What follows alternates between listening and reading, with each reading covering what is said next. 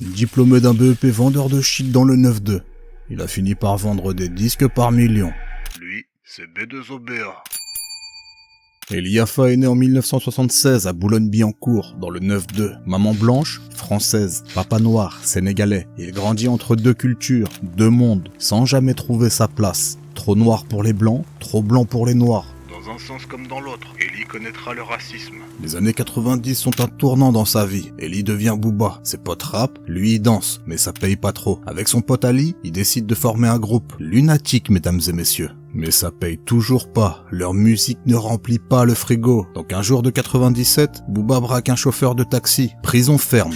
En prison, sa vision de la société s'assombrit encore plus. Il commence à écrire son mal-être, dans un morceau intitulé La Lettre.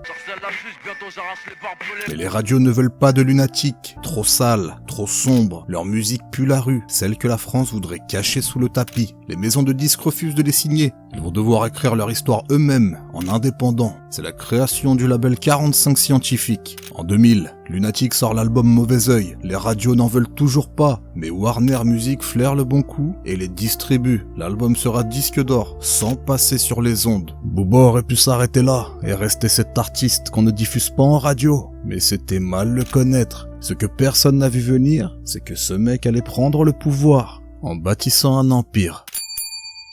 Excusez-moi de vous couper, mais ça c'était que la partie 1. Si vous êtes chaud pour la partie 2, abonnez-vous et écrivez partie 2 dans les commentaires. Merci à ceux qui le feront. 18 98